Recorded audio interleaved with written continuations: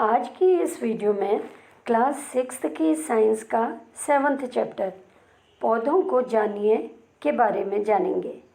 हमारे आसपास कई तरह के पौधे होते हैं। पौधों में विविधताएं होती हैं। कुछ पौधे छोटे होते हैं तो कुछ विशालकाय।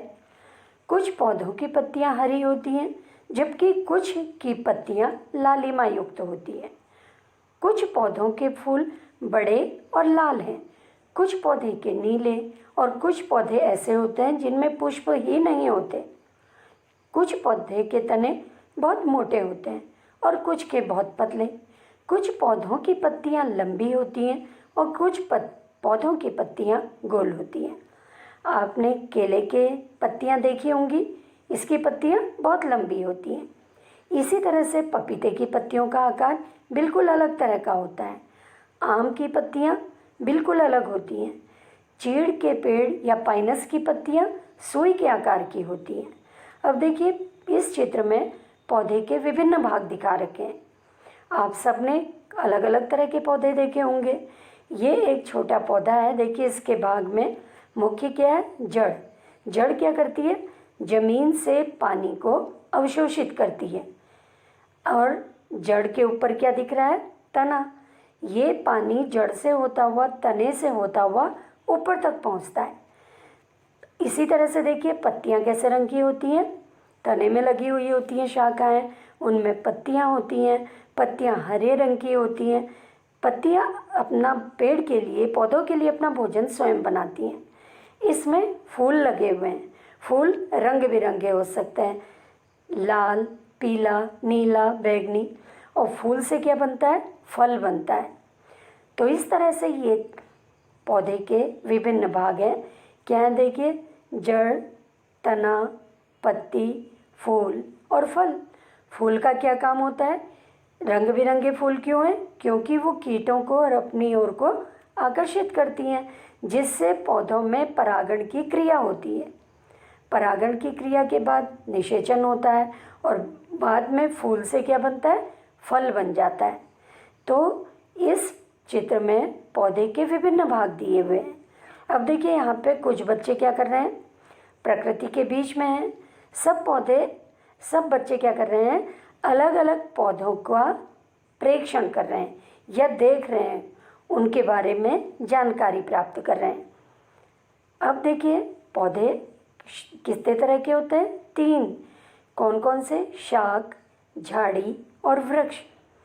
शाक की लंबाई छोटी होती है। इनके तने बहुत पतले और कोमल होते हैं।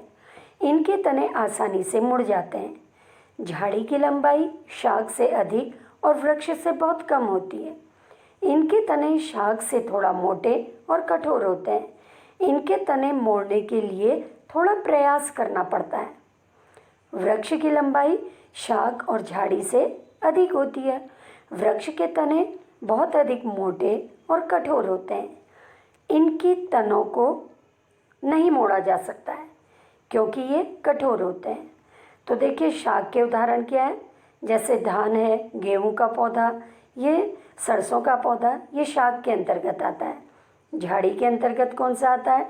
जैसे गुड़हल है, गुलाब है। और वृक्ष जैसे आम और नीम। यहाँ पे दिखा रखा, देखिए चित्र शाक का दिखा रखा है। ये हर्ब या शाक इसको कहते हैं। ये छोटे होते हैं और इनके तने कोमल होते हैं, जिनको हम आसानी से मोड़ सकते हैं। झाड़ियाँ, ये झाड़ी का एक छोटा सा भाग दिखा रखा है। ये गुलाब का पौधा सबने देखा होगा। ये वास्तव में झाड़ी है। इसकी लंबाई बहुत ज़्यादा नहीं होती है। तना शाक से थोड़ा सा मोटा होता है। और वृक्ष क्या होते हैं? बहुत लंबे होते हैं। इसके तने बहुत मोटे होते हैं। इसकी लंबाई और मोटाई शाक और झाड़ी की अपेक्षा बहुत अधिक होती है। वृक्ष के तनों को हम मोड़ नहीं सकते क्योंकि ये अधिक कठोर होते हैं। तो इस तरह से पौधे को शाक, झाड़ी और वृक्ष 3 भागों में या 3 प्रकारों में बांटा गया है। शाक सबसे छोटे हैं, झाड़ी मध्यम लंबाई की होती है, वृक्ष सबसे लंबे होते हैं। यहाँ पे एक टेबल दी हुई है, देखो टेबल में क्या दिया हुआ है, पौधे का नाम है, दूसरे में इनकी ऊंचाई, छोटे हैं या बड़े, दूसरा जो बीच में कॉलम है इसमें हमें बताना है ये हरा है, कोमल है, कठोर, इसकी कठोरता बतानी है, शाखाएं कहाँ से निकलती है ये बतानी है, और लास्ट में क्या बताना है, ये किस तरह के वर्ग में रखे हैं। सबसे पहला देखिए हम इसमें भर लेते हैं गुलाब। गुलाब ये एक पौधा आप लोगों ने सभी ने देखा होगा, सरसों जिसमें पीले रंग के फूल आते हैं, और गुड़हल जिसका आकार बहुत ज़्यादा लंबा नहीं होता। अब गुलाब क्या है, थोड़ा लंबा होता है, बहुत लंबा तो नहीं होता, जैसे आम का आप देख रहे हो ऊपर लिखा हुआ है इसमें आम बहुत लंबा होता है, लेकिन गुलाब इतना लंबा नहीं होता है। सरसों का पौधा, जैसे टमाटर का पौधा छोटा है, सरसों का पौधा भी छोटा होता है। तो सरसों क्या है, छोटा पौधा होता है इसका। गुड़हल का थोड़ा लंबा पौधा होता है। तो इस तरह से देखिए गुलाब का पौधा की लंबाई थोड़ी लंबी है, सरसों छोटा होता है और गुड़हल थोड़ा लंबा होता है। अब देखिए गुलाब का तना कोमल होता है, ये वृक्ष की तरह कठोर नहीं होता।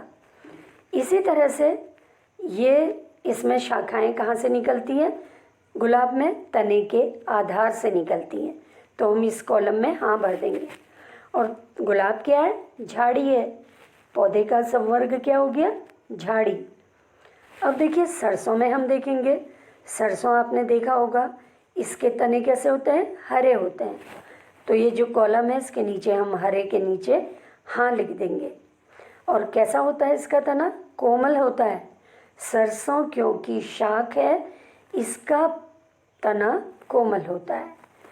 और ये इसमें जो सरसों है ये छोटा है और ये शाख के अंतर्गत आता है, क्योंकि वृक्ष से और झाड़ी से ये बहुत छोटा होता है। अब गुड़हल का तना कठोर होता है थोड़ा, गुलाब से जब ये गुड़हल छोटा होता है तो तने मुलायम होते हैं, जब बड़ा हो जाता है तो इसके तने थोड़ा कठोर हो जाते हैं और शाखाएं इसके तने के आधार से ही निकलती हैं। गुड़हल क्या है, ये झाड़ी है, गुड़हल जो है ये भी झाड़ी के अंतर्गत आता है। तो इस तरह से सबसे पहला इसमें जो बना हुआ है देखिए, टमाटर के पौधे की लंबाई कम होती है यानी छोटा है, हरा होता है, कोमल होता है और ये शाख है। आम का पौधा बहुत लंबा है, मोटा होता है इसका तना और कठोर भी होता है, शाखाएं तने के ऊपर से निकलती हैं और ये वृक्ष होता है। अब देखिए शाख, झाड़ी और वृक्ष की क्या विशेषताएं हैं। हरे एवं कोमल तने वाले पौधे शाख कहलाते हैं। ये सामान्यतः छोटे होते हैं और अक्सर इनमें कई शाखाएं नहीं होती। झाड़ी में शाखाएं तने के आधार के समीप से निकलती हैं। तना शाख से कठोर होता है परंतु अधिक मोटा नहीं होता। वृक्ष बहुत ऊंचे होते हैं, इनके तने सुदृढ़ एवं गहरे होते हैं। इनमें शाखाएं भूमि से अधिक ऊंचाई पर तने के ऊपरी भाग से निकलती है। आप लोग कभी भी जब घर से बाहर निकलते हैं आपको ऊंचे ऊंचे पेड़ दिखाई देते होंगे, वृक्ष दिखाई देते होंगे। आपने देखा होगा इनके तने क्या होते हैं, बहुत मोटे होते हैं और बहुत लंबे होते हैं और कठोर होते हैं। अब है देखिए जैसे मनी प्लांट, पान, सेम, लौकी, कद्दू और अंगूर के तने बहुत पतले और कोमल होते हैं। आपने देखे होंगे ये, इनके तने इतने पतले हैं कि ये सीधे खड़े नहीं रह सकते हैं। इनमें से कुछ को ऊपर चढ़ने के लिए सहारे की आवश्यकता पड़ती है।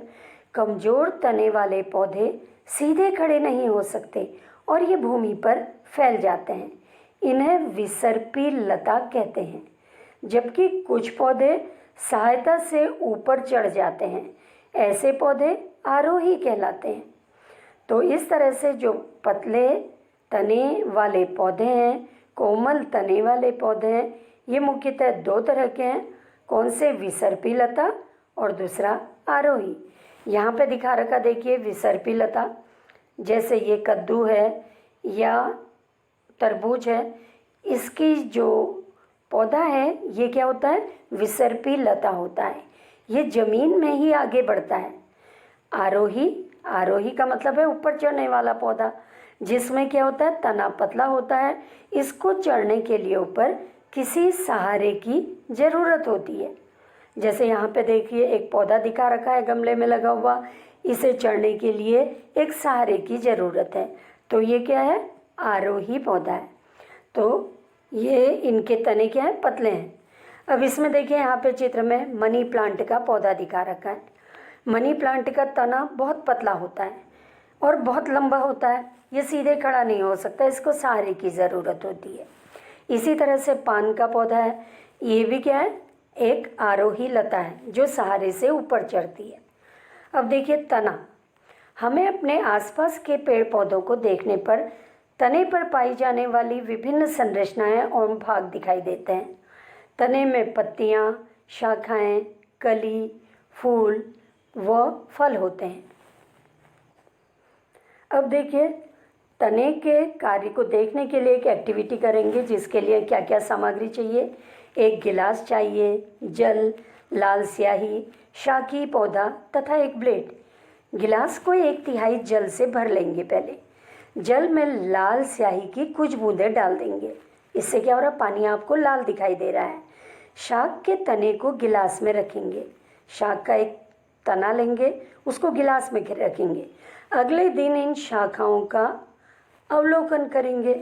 अब देखिए जिस शाखा को गिलास में रखा था, इसको हम निकालेंगे और ब्लेड से इसका बहुत पतला सेक्शन काटेंगे और उसको स्लाइड में रख के अगर हम माइक्रोस्कोप में देखते हैं तो हमें इस तरह का दिखाई देता है। इसमें दिखाई दे रहा है ना आपको किनारे पर लाल लाल से, इसमें ये क्या है, संवहन ऊतक है। ये लाल क्यों हो गया, क्योंकि पानी का रंग लाल था। इसका मतलब तने से पानी ऊपर चढ़ता है। तने में क्या होती है, जाइलम ऊतक होता है। क्या इस शाक के कुछ भाग लाल नजर आते हैं? आपने देखा कि तने में रंग ऊपर चढ़ गया। अगर इसे लंबे समय तक रखा जाए तो रंग पत्तियों और शिराओं में भी आ जाता है।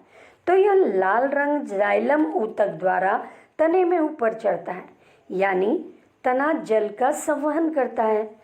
लाल स्याही की तरह जल में घुले हुए खनिज जल के साथ तने में ऊपर पहुंच जाते हैं। आपने देखा होगा हम पौधे में खाद डालते हैं, वो खाद पानी में घुलकर कहाँ जाती है, तने के द्वारा पौधे के हर भाग तक पहुंचती है। अब देखिए पत्तियाँ, अलग अलग पौधों की पत्तियों की आकृति, आकार और रंग भी अलग अलग होते हैं। पत्ती का वह भाग जिसके द्वारा वह तने से जुड़ी रहती है पर्णवृंत कहलाता है। आपको इसमें दिख रहा होगा, तने से शाखाएं जुड़ी रहती हैं, उसमें पत्तियां लगी रहती हैं। पत्तियां पर्णवृंत से जुड़ी रहती हैं तनों से। पत्ती के चपटे हरे भाग को फलक कहते हैं। क्या सभी पत्तियों में पर्णवृंत होता है? देखिए कुछ पत्तियां सीधे तनों से लगी रहती हैं, उनमें पर्णवृंत नहीं होता है। अब देखिए पर्णवृंत अधिकतर में होता है। आप अपने आसपास के पौधे को ले सकते हैं और उसमें आप पत्तियों में देखिए, पत्तियों में एक डंठल होता है जिसे पर्णवृंत कहते हैं। इसकी सहायता से तने पर लगा रहता है। अब देखिए एक एक्टिविटी है। एक पत्ती को एक सफ़ेद कागज अथवा अपनी कॉपी के पन्ने के नीचे रखकर इसे एक स्थान पर दबाकर पकड़ कर रखेंगे। पेंसिल को तिरछा पकड़कर तथा इसकी नोक से कागज के उस भाग को जिसके नीचे पत्ती है, धीरे धीरे कुछ रेखाओं की छाप दिखाई देने लगती है। ये छाप से क्या पता चल रहा है? पौधों की पत्तियों में शिराएं होती हैं। ये दिख रहा है आपको। बीच में देखिए मध्य शिरा है, जहाँ पे बीच वाला हिस्सा है। मध्य शिरा बाद में कई शाखाओं में बढ़ जाती है। तो देखिए ये जो मध्य शिरा है, ये आपको इससे निकली हुई कई शाखाएं दिख रही होंगी। ये वास्तव में क्या है, जाइलम और फ्लोएम ऊतक होता है, जिनसे पानी जड़ों से होता हुआ पत्ती में जाता है। पत्तियों में जो भोजन बना पौधे के हर भाग तक पहुंचता है। और देखिए ये पूरे पत्ती में जाल जैसी बन गई, इसको बोलते हैं जालिका रूपी शिरान्यास। तो इस तरह से पत्तियों के शिरान्यास को हम पेंसिल के द्वारा पेज में, कागज में बना सकते हैं। पत्ती की इन रेखित संरचनाओं को शिरा कहते हैं। क्या पत्ती के मध्य में आपको एक शिरा दिखाई दे रही है, इसे मध्य शिरा कहते हैं। पत्तियों पर शिराओं द्वारा बनाए गए जो डिज़ाइन है इसको शिरा विन्यास कहते हैं। यदि यह डिज़ाइन मध्य शिरा के दोनों ओर जाल जैसा है तो ये शिरा विन्यास जालिका रूपी कहलाता है। घास की पत्तियों में यह शिराएं एक दूसरे के समांतर होती हैं। ऐसे शिरा विन्यास को क्या कहते हैं? समांतर शिरा विन्यास कहते हैं। तो इस तरह से जो शिराएं हैं ये दो तरह की फैली रहती हैं। पहला है जाल के रूप में जिसे जालिका रूपी शिरा विन्यास कहते हैं, दूसरा समांतर शिरा विन्यास। यहाँ पे देखिए एक पत्ती दिखा रखी है, ये पीपल की पत्ती है।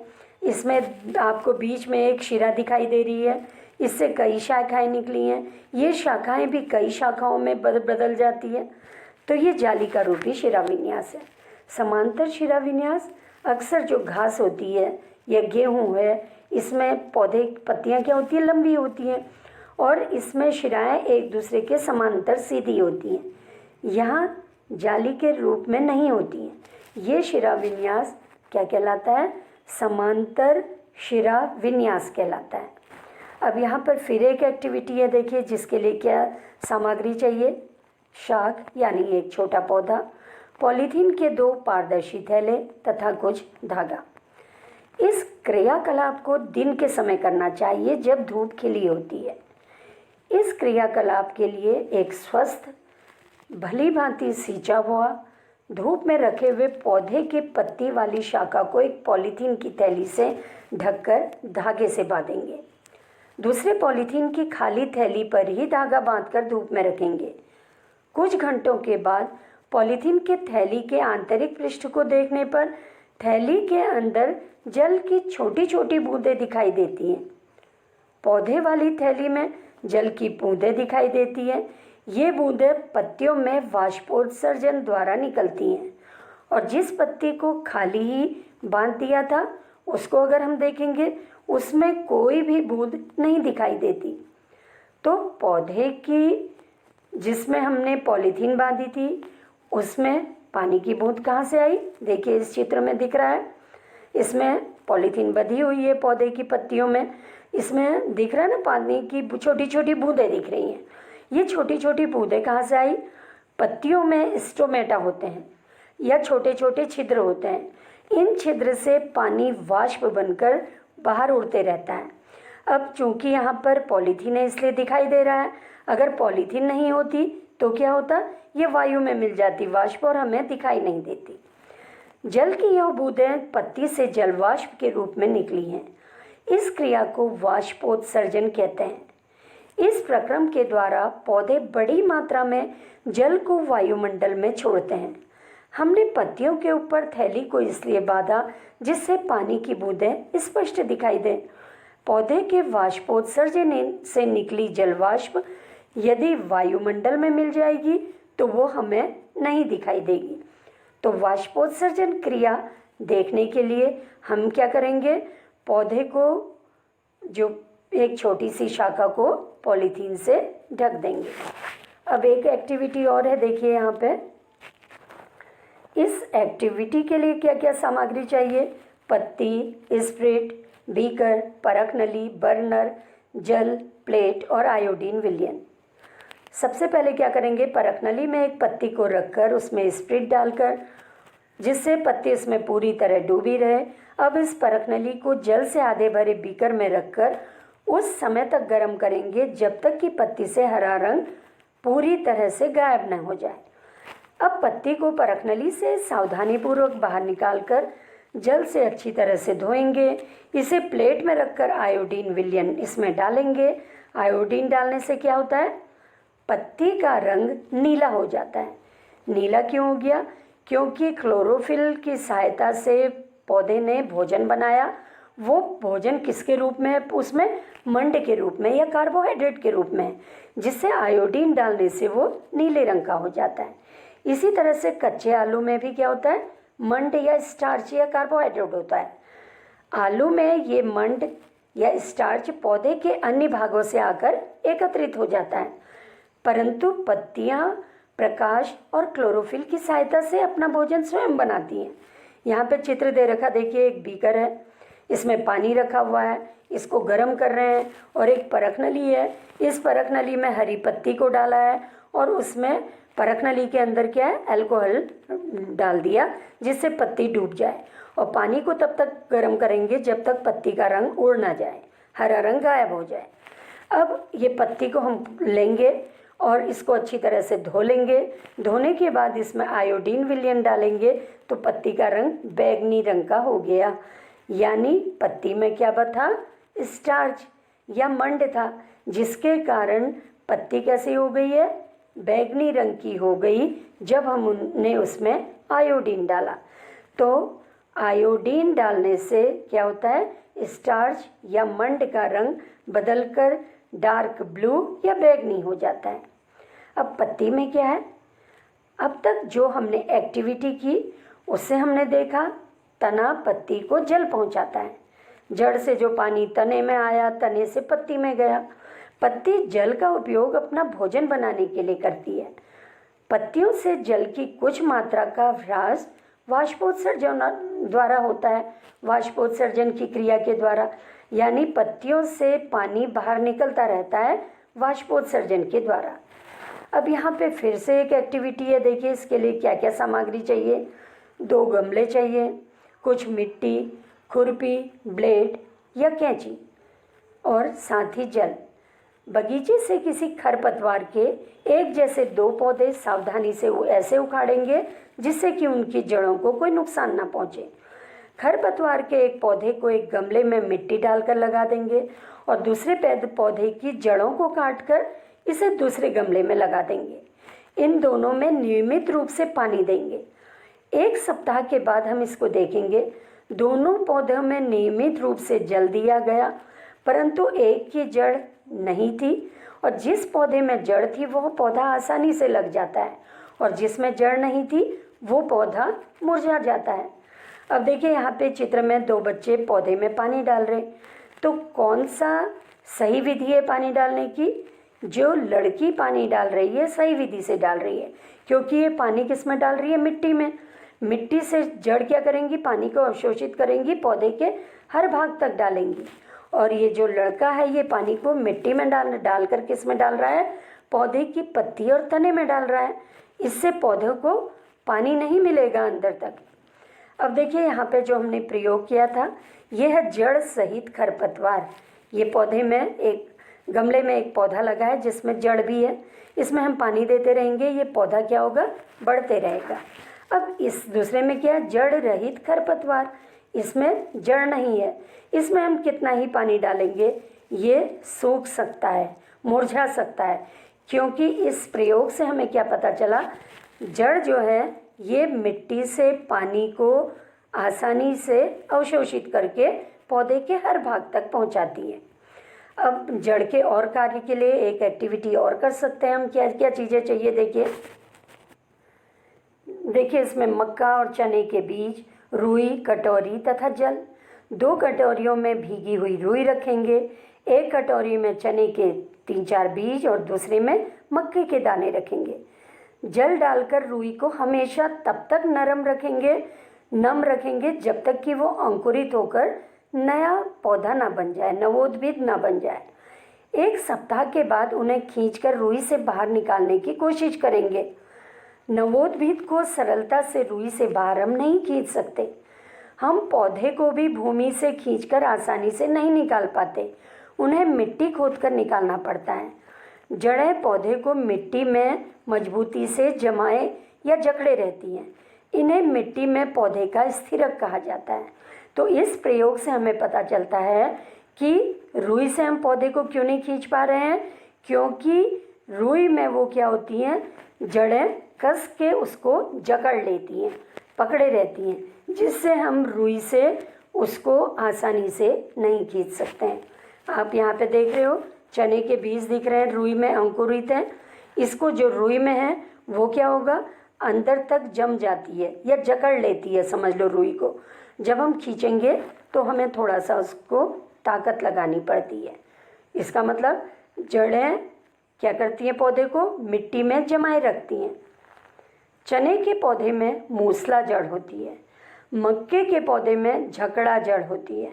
या रेशेदार जड़ होती है। तो इस तरह से जड़ें दो प्रकार की होती हैं, पहली मूसला जड़ और दूसरी झकड़ा जड़। देखिए झकड़ा जड़ में क्या होता है, जैसे मक्के में होता है, इसमें क्या होता है, जड़ें एक जगह से बहुत सारी जड़ें निकली रहती हैं, इसको बोलते हैं झकड़ा जड़। और मूसला जड़ जैसे चने में है, इसमें एक मुख्य जड़ होती है, इस मुख्य जड़ से कई शाखाएं निकली रहती हैं, ये मूसला जड़ कहलाती हैं। तो जड़ मुख्यतः दो तरह की है, झकड़ा जड़ और मूसला जड़। जिन पौधों की जड़ों में मुख्य जड़ होती है उसे मूसला जड़ कहते हैं तथा छोटी जड़ों को पार्श्व जड़ कहते हैं। जिन पौधों की जड़ों में कोई मुख्य जड़ नहीं होती, सभी जड़ें एक समान दिखाई देती हैं, इन्हें झकड़ा जड़ अथवा रेशेदार जड़ कहते हैं। मूसला जड़ वाले पौधों की पत्तियों में जालिका रूपी शिरान्यास होता है, जबकि जिन पौधे की में झकड़ा जड़ होती है उन पौधों की पत्तियों में समांतर शिरा विन्यास होता है। आपने देखा होगा ये जो घास है जिसमें लंबी पत्तियां होती हैं, समांतर शिरा विन्यास होता है, अगर हम उसको ज़मीन से उखाड़ें उसमें हम देखेंगे झकड़ा जड़ होती है। पौधे की पत्ती के शिरा विन्यास और जड़ के प्रकार में एक रोचक संबंध है। जिन पौधों की पत्तियों में समांतर शिरा विन्यास होता है उन पौधों की जड़ों में झकड़ा जड़ें होती हैं, यानी जड़ें पौधे के एक भाग से बहुत सी जड़ें निकलती हैं। और जिन पौधों की पत्तियों में जालिका रूपी शिरान्यास होता है उन पौधों में मूसला जड़ होती है, यानी एक मुख्य जड़ होती है, उससे कई शाखाएं निकली रहती हैं। जड़ें मिट्टी से जल का अवशोषण करती हैं तथा तना जल और खनिज को पत्ती एवं पौधे के अन्य भागों तक पहुंचाता है। पहले जड़ से पानी तने में पहुंचा और ये पानी और खनिज कहाँ तक जा रहा है, पत्ती के और पौधे के हर भाग तक। पत्तियां भोजन बनाती हैं, ये भोजन तने से होकर पौधे के विभिन्न भागों में जमा हो जाता है। इस प्रकार की कुछ जड़ें जैसे गाजर, मूली, शकरकंद, शलजम, इनको हम खाते हैं। इनमें क्या है, भोजन जमा है। हम पौधे के अन्य भागों को भी खाते हैं, जैसे फल है, फल में भी भोजन जमा है। तना तो दो तरफा मार्ग की तरह कार्य करता है। अब देखिए यहाँ पे मूसला जड़ दिखा रखी है, ये पौधा है, इसमें एक मुख्य जड़ है मेन और इससे कई शाखाएं निकली रहती हैं, ये मूसला जड़ कहलाती है, जिसमें एक प्राथमिक या मुख्य जड़ होती है। ये देखिए दूसरे में, ये अक्सर घासों में होती है, ये झकड़ा जड़ होती है। इसमें क्या होती है, जिसकी पत्तियां लंबी होती हैं, ये जैसे मक्का है, इसमें भी समांतर शिरा विन्यास होता है, इसकी जड़ें झकड़ा होती हैं। अब यहाँ पे एक टेबल दी है, देखिए इसमें पौधे का नाम, दूसरे कॉलम में शिरा विन्यास किस तरह का है और तीसरे कॉलम में किस तरह की जड़ उसमें है, ये हमको बताना है। सबसे पहले हम लिखेंगे पौधे का नाम। जैसे मान लीजिए हमने लिख लिया गेहूँ। अब गेहूँ के पौधे में जो शिरा विन्यास होता है समांतर शिरा विन्यास होता है, और जिसमें समांतर शिरा विन्यास होता है उसमें जड़ कैसी होती है, झकड़ा जड़ होती है। तो गेहूं में समांतर शिरा विन्यास है और इसमें झकड़ा जड़ होती है। सरसों में जालिका रूपी शिरा विन्यास होता है और जिसमें जालिका रूपी शिरा विन्यास होता है उसकी जड़ मूसला जड़ होती है। तो सरसों में मूसला जड़ होती है। तो इसको हम फिर से देख लेते हैं। गेहूं में समांतर शिरा विन्यास होता है इसकी पत्तियों में और जड़ इसकी झकड़ा जड़ होती है। सरसों की पत्तियों में जालिका रूपी शिरा विन्यास होता है और सरसों के पौधे की जड़ें मूसला जड़ होती हैं। तो यानी जिन पौधों में की पत्तियों में समांतर शिरा विन्यास है उनमें झकड़ा जड़ होती है और जिन पौधों की पत्तियों में जालिका रूपी शिरा विन्यास है उनकी जड़ें मूसला होती हैं। अब देखिए एक तना दो तरफा मार्ग की तरह है। देखिए जड़ से पानी ऊपर गया तने से, तना एक मुख्य है, उसकी कई शाखाएं होती हैं और ये पानी और खनिज दोनों शाखाओं से होता हुआ पौधे के हर भाग तक पहुंचता है। अब देखिए अधिकांश पुष्प रंग बिरंगे होते हैं। आपने देखा होगा लाल, बैगनी, नीले, पीले रंग के फूल। घास, गेहूँ, मक्का, आम और अमरूद के पुष्प चटकीले नहीं होते। और देखिए, गेंदा, सूरजमुखी और गुलदावदी के पौधे एक पुष्प नहीं है, बल्कि वो पुष्पों का एक गुच्छ है, या बहुत से पुष्पों का एक गुच्छ है। अभी चित्र में दे रखा, देखिए, पत्ती विहीन शाखा। ये एक शाखा दिखा रखी है, इसमें किसी भी तरह की कोई पत्ती नहीं है। दूसरे चित्र में पत्ती सहित शाखा, इसमें जो शाखा है इसमें बहुत सी पत्तियां लगी हुई हैं। तो ये पत्ती सहित शाखा का चित्र है, जिसमें बहुत सी शाखाएं, पत्तियां लगी हैं। तीसरा है पत्ती और पुष्प सहित शाखाएं। ये जो शाखा है इसमें क्या है, पत्तियों के साथ साथ पुष्प भी लगे हुए हैं, कली भी लगी हुई है। तो इस तरह से ये 3 चित्र हैं। पहला है पत्ती विहीन शाखा, दूसरा पत्ती सहित शाखा, तीसरा पत्ती और पुष्प सहित शाखा। देखिए, फूलों के अध्ययन के लिए एक एक्टिविटी हम कर सकते हैं। इसमें हमें क्या क्या चाहिए, एक पुष्प कली का, और ये कोई भी पौधे, 2 फूल किसी भी पौधे के, धतूरा, गुड़हल, गुलाब, सरसों, बैगन, भिंडी, गुलमोहर किसी के भी 2 फूल, एक ब्लेड, स्लाइड अथवा कागज, आवर्धक लेंस और जल। इसमें हम क्या करेंगे, फूल के हर भाग को अलग अलग करेंगे। अलग अलग माने बाह्य दल को अलग करेंगे, पंखुड़ियों को अलग रखेंगे, पुंकेसर को, स्त्री केसर को अलग अलग रख के हम देखेंगे। खिले हुए पुष्प का मुख्य भाग क्या है, पंखुड़ियाँ हैं। कलिका में ये पंखुड़ियाँ बाह्य दलपुंज के अंदर बंद होती हैं। आपने कलियाँ देखी होंगी, कलियाँ बाहर से, उसमें पंखुड़ी ज़्यादा नहीं दिखाई देती हैं, वो बाह्य दलपुंज होता है बाहर का हिस्सा। कली का प्रमुख भाग बाह्य दल छोटी पत्ती की भांति दिखाई देता है। अब देखो, विभिन्न पुष्पों में बाह्य दल की संख्या अलग अलग हो सकती है। किसी में 3, 4, 5 या किसी में बहुत ज़्यादा बाह्य दल हो सकते हैं। इसी तरह से बाह्य दल आपस में जुड़े अथवा स्वतंत्र होते हैं। विभिन्न पुष्पों में बाह्य दल हरे रंग के एवं पंखुड़ियाँ अलग अलग रंगों की होती हैं। विभिन्न पुष्पों में पंखुड़ियों की संख्या अलग अलग होती है। पंखुड़ियाँ एक दूसरे से जुड़ी या स्वतंत्र हो सकती हैं। यहाँ पे एक चित्र दे रखा, देखिए, चित्र में हमें दे रखा है पंखुड़ियाँ और बाह्य दल। बाह्य दल कैसे रंग के, हरे रंग के। ये कली में दिखा रखा है, देखिए, पंखुड़ियाँ बाह्य दल के अंदर बंद रहती हैं, और जब खिल जाता है फूल तो क्या हो जाता है, देखिए, पंखुड़ियाँ बाहर निकल जाती हैं। ये गुलाब का फूल है, इसमें बहुत सारी पंखुड़ियाँ हैं। अब पुष्पों का हम प्रेक्षण कैसे करते हैं, देखिए, पुष्प के आंतरिक भाग को स्पष्ट रूप से हम तब अच्छी तरह से देख सकते हैं जब पंखुड़ी स्वतंत्र होती है। उदाहरण के लिए धतूरे और अन्य घंटाकार पुष्प की पंखुड़ियों को लंबाई में काटकर पुष्प के आंतरिक अंगों को हम देख सकते हैं। बाह्य दल और पंखुड़ियों को हटाकर हम पुष्प के आंतरिक भागों को स्पष्ट रूप से देख सकते हैं। तो जब हम पुष्प के बाह्य दल को और पंखुड़ी को हटाएंगे तो हमें बहुत से अंदर के भाग दिखाई देंगे। ये एक पूरी टेबल है, देखिए, इसमें पौधे का नाम लिखा हुआ है, क्या है, गुलाब। बाह्य दल की संख्या इसमें अनेक होती है, ठीक है, और ये हरे रंग का होता है। पंखुड़ियों का रंग और उसकी संख्या, गुलाब में बहुत ज़्यादा पंखुड़ियाँ होती है और रंग सफ़ेद भी हो सकता है, नारंगी भी, गुलाबी भी। फिर है ये बाह्य दल जुड़े हुए हैं या स्वतंत्र, इसमें स्वतंत्र होते हैं। अब देखिए, हम भरते सकते हैं इसमें, जैसे पिट्यूनिया का फूल हम लेते हैं। पिट्यूनिया में जो है बाह्य दल 5 होते हैं और इनका रंग हरा होता है, और इसमें जो पंखुड़ी होती है ये 5 होती हैं, और ये अलग अलग रंग की होती है, कोई लाल है, कोई पीले हैं, कोई सफ़ेद हैं। और ये बाह्य दल कैसे होते हैं, स्वतंत्र, ये एक दूसरे से जुड़े नहीं रहते हैं, और पंखुड़ी एक दूसरे से जुड़ी हुई रहती है। पिट्यूनिया की पंखुड़ी एक दूसरे से जुड़ी हुई रहती हैं। पुंकेसर पंखुड़ी से जुड़े हुए नहीं रहते, ये स्वतंत्र होते हैं। और स्त्री केसर ये क्या होता है, इसमें उपस्थित होता है।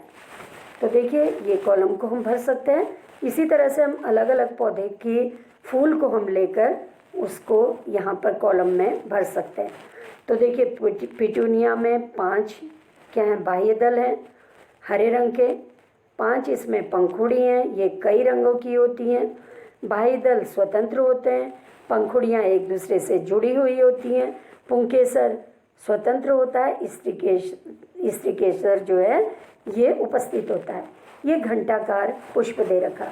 ये देखिए पुष्प की पंखुड़ियाँ जो है ये नीचे को आगे को बढ़ती हैं, एक नली जैसी बना रही हैं, इसको बोलते हैं घंटाकार पुष्प। अब देखिए पुष्प के भाग हम देखेंगे कौन कौन से होते हैं पुष्प के भाग। पहला पुष्पवृंत, दूसरा बाह्य दल पुंज, तीसरा दल पुंज, चौथा स्त्रीकेसर जो पुष्प के केंद्र में स्थित होता है, बीच में स्थित होता है, और पांचवा पुंकेसर। तो ये पुष्प के मुख्य भाग हैं, पुष्पवृंत, बाह्य दल पुंज, स्त्रीकेसर और पुंकेसर। अब देखिए यहाँ पे चित्र से देखेंगे पुष्प के भाग। चित्र में आपको दिखा रखा है स्त्रीकेसर वाला भाग देखिए बीचों बीच में है, पुंकेसर इसके चारों ओर लगे हैं। हर पुष्प में अलग अलग व्यवस्था होती है। पुष्पवृंत आपको नीचे दिखाई दे रहा होगा, इसमें जो तने से जुड़ा हुआ रहता है, शाखाओं से जुड़ा रहता है। पुंकेसर का ऊपरी जो फूला हुआ भाग होता है परागकोश होता है। नीचे इसमें बाह्य दल हैं, पंखुड़ी के बाहर हरे रंग के क्या होते हैं, बाह्य दल होते हैं। और जो रंगीन वाला भाग है ये क्या होता है, पंखुड़ी कहलाता है। रंगीन वाला भाग ये किसी में लाल हो सकते हैं, कोई फूल पीले रंग के होते हैं, कोई नीले, कोई बैंगनी, नारंगी, अलग अलग तरह के विभिन्न रंगों के फूल पाए जाते हैं। तो ये पुष्प के विभिन्न भाग हैं। अब देखिए पुंकेसर के भाग हम देखेंगे। ये पुंकेसर पौधे में पाया जाता है। परागकोश ये ऊपर वाला भाग जो है, जो थोड़ा सा मोटा वाला भाग है, ये परागकोश होता है। तो पुंकेसर के 2 भाग हैं, ऊपरी वाला भाग थोड़ा मोटा है जिसको परागकोश कहते हैं, जिसमें परागण होते हैं, और नीचे पतला भाग फिलामेंट या तंतु कहलाता है। तो इस तरह से पुंकेसर के 2 भाग हैं, परागकोश ऊपरी भाग और फिलामेंट या तंतु पतला और नीचे लंबा भाग। अब स्त्रीकेसर के भाग देखिए, पौधे के जो पुष्प है उसके बीच का भाग स्त्रीकेसर होता है। इसमें देखिए सबसे ऊपर इस वर्तिकाग्र होता है। वर्तिकाग्र में आपने देखा होगा कीट जब इनमें बैठते हैं फूलों में, पराग कोश से परागकण को लाकर वर्तिकाग्र में पहुंचा देते हैं, और ये लंबी नलिका वर्तिका है, इसको बोलते हैं वर्तिका। वर्तिकाग्र वर्तिका से जुड़ी है। नीचे का जो फूला हुआ भाग है मोटा, ये अंडाशय कहलाता है, जिसमें बाद में यहाँ पे क्या होता है, बीजांड होता है, बीज का निर्माण होता है। तो ये फूल के बीज का भाग स्त्रीकेसर है। इसके मुख्य 3 भाग हैं, वर्तिकाग्र, वर्तिका और अंडाशय। वर्तिकाग्र सबसे ऊपरी भाग है, वर्तिका जो नली है वो है, अंडाशय सबसे निचला भाग जो फूला हुआ है। पुष्प के स्त्रीकेसर का सबसे निचला एवं फूला हुआ भाग अंडाशय है। इसकी आंतरिक संरचना के अध्ययन के लिए इसको काटना पड़ता है। अंडाशय को हम 2 प्रकार से काट सकते हैं। अंडाशय की काट को सूखने से बचाने के लिए प्रत्येक काट या सेक्शन पर जल की बूंद रख देंगे, जिससे वो सूखेगा नहीं, और आवर्धक लेंस की सहायता से, आवर्धक लेंस या मैग्नीफाइंग ग्लास की सहायता से अंडाशय के आंतरिक भाग में छोटी छोटी गोल गोल संरचनाएं दिखाई देती हैं। इन्हें क्या कहते हैं, बीजांड कहते हैं। तो अंडाशय के आंतरिक भाग में जो गोल छोटी संरचनाएं हैं ये बीजांड कहलाती हैं। अब देखिए ये चित्र में ब्लेड की सहायता से अंडाशय को काटते हुए दिखाया गया है। इसको 2 तरीके से काट सकते हैं, एक तो लंबाई में और दूसरा इसकी अनुप्रस्थ काट होती है। तो यहाँ पे दिख रहा है देखिए, ये जब लंबाई में काटेंगे तो ये अनुदैर्घ्य काट कहलाता है, और दूसरी काट जो होती है अनुप्रस्थ काट कहलाती है। अधिकांश फूलों में बाह्यदल, पंखुड़ी, पुंकेसर, स्त्रीकेसर पाए जाते हैं। कुछ पुष्प ऐसे भी हैं जिनमें उपर्युक्त पुष्पांगों में से कोई भाग नहीं पाया जाता है, जैसे पपीते में होता है। पपीते में कुछ पुष्प ऐसे होते हैं जिसमें केवल पुंकेसर होता है, बाह्य दल, पंखुड़ी, पुंकेसर होता है, और कुछ में केवल पुंकेसर नहीं होता है, स्त्रीकेसर होता है। ऐसे पुष्प भी हैं जिनमें बाह्य दल और पंखुड़ी समान दिखाई देते हैं। कुछ पुष्प ऐसे भी हैं जिनमें बाह्य दलों की संख्या पंखुड़ियों की संख्या के बराबर होती है और कुछ में असमान होती है। सभी पुष्पों की संरचना सदैव एक जैसी नहीं होती। विभिन्न पुष्पों में बाह्य दल, पंखुड़ी, पुंकेसर, स्त्रीकेसर अलग अलग तरीके से व्यवस्थित होते हैं। तो हम देखते हैं कि पौधों में, की पत्तियों में, जड़ों में, तनों में, पुष्प में बहुत अधिक विभिन्नताएं या विविधताएं पाई जाती हैं।